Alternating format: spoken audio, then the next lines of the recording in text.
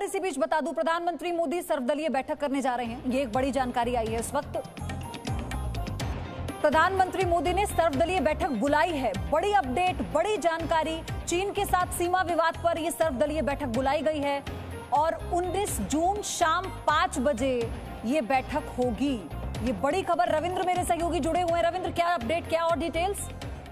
देखिए, जाहिर तौर प्रधानमंत्री 19 तारीख को 5 बजे वर्चुअल कॉन्फ्रेंस के जरिए मीटिंग करेंगे सभी पार्टियों के, जो प्रमुख पार्टी है उसके राष्ट्रीय अध्यक्ष के साथ। यानी कांग्रेस की तरफ से अगर देखा जाए तो सोनिया गांधी उसमें पार्टिसिपेट कर सकती हैं और बाकी जो नेता हैं, जो अध्यक्ष है, वो सभी उसमें मौजूद रहेंगे। तो कहीं ना कहीं चीन को लेकर जो एक समझ बनाने की कोशिश, पूरा देश एक सुर में बने और एक सुर में बात करे, ये कोशिश होगी प्रधानमंत्री की। और ये पहली बार नहीं हो रहा। आप देखिए, कोरोना काल में भी उन्होंने सभी पार्टियों के जो फ्लोर लीडर है उनसे बात की थी। पाकिस्तान के समय जो अटैक हुआ था उस समय भी उन्होंने सभी दलों के नेताओं से बातचीत की थी। तो प्रधानमंत्री, जिस पर खुद राहुल गांधी जो आरोप लगा रहे हैं कि प्रधानमंत्री मौन क्यों है, जाहिर तौर पर प्रधानमंत्री मौन नहीं रहते, समय का इंतजार होता है और समय यही कह रहा है कि चीन को लेकर एक राष्ट्रीय समझ बनाई जाए, क्या कार्रवाई करनी है और कैसे आगे बढ़ना है। इसको लेकर 19 तारीख को 5 बजे वर्चुअल मीटिंग द्वारा सभी पार्टियों के अध्यक्ष के साथ प्रधानमंत्री मुखातिब होंगे और उस बैठक में माना जा रहा है कि रक्षा मंत्री राजनाथ सिंह भी मौजूद रहेंगे।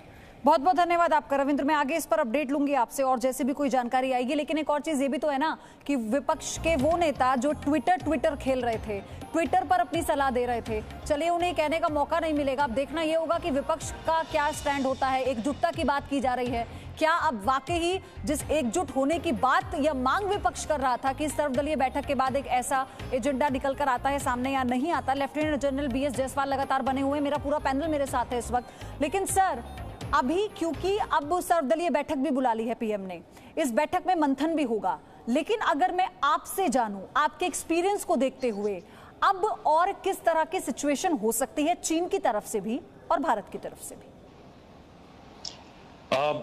सबसे पहले तो गुस्ताखी माफ, ये मुझे पहले कहना चाहिए था कि जो हमारे शहीद हैं उनको मैं उनकी शहादत पर उनको सलाम करता हूं। दूसरा, ये जो शहीद के फैमिली में क्या होता है, मिस्टर बिट्टू ने बताया, मैं खुद शहीद का छोटा भाई हूं। 65 की लड़ाई में मेरे ब्रदर मारे गए थे। मुझे एहसास है कि क्या होता है। अब जो सिचुएशन कैसे अनफोल्ड होने वाली है, देखिए, एक शायद मशिवलियन थ्योरी ऑन वॉर के ऊपर लिखा हुआ है कि जब आप किसी भी दुश्मन को इवैल्यूएट करते हैं, दो चीजें आप देखते हैं। एक तो उसकी इकोनॉमिक स्ट्रेंथ और दूसरी उसके मिलिट्री स्ट्रेंथ, और अपने से कंपेयर करते हैं। अगर वो भारी है तो लड़ाई करना जो है वो उचित नहीं रहेगा। इसीलिए चीन के साथ जो हमारी नेशनल कूटनीति है वो है वॉर प्रिवेंशन।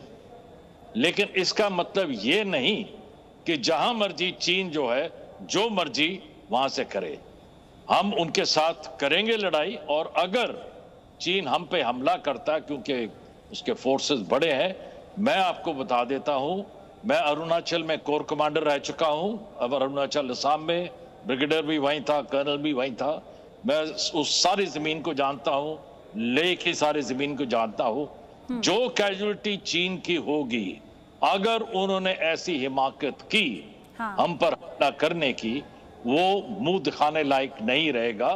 क्योंकि हम उसको तो जो है सर कल ही दिखा दिया। ये तो हमने कल ही दिखा दिया, क्योंकि चीन का नुकसान ज्यादा हुआ है, हमने कल ही दिखा दिया। लेकिन प्रसून शर्मा, ये तो बड़ी छोटी लेवल मैं बड़ी लेवल की बात कर रहा हूं। हम उसको वॉर ऑफ एट्रिशन में लेकर आएंगे।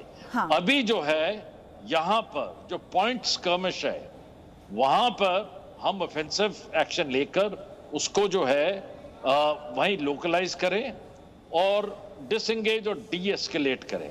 लेकिन मेरे हिसाब से जो है ये कार्रवाई चीन की थी टू टेस्ट आवर रिएक्शन। हम इसने क्यों नहीं किया अरुणाचल में अभी तक कुछ भी?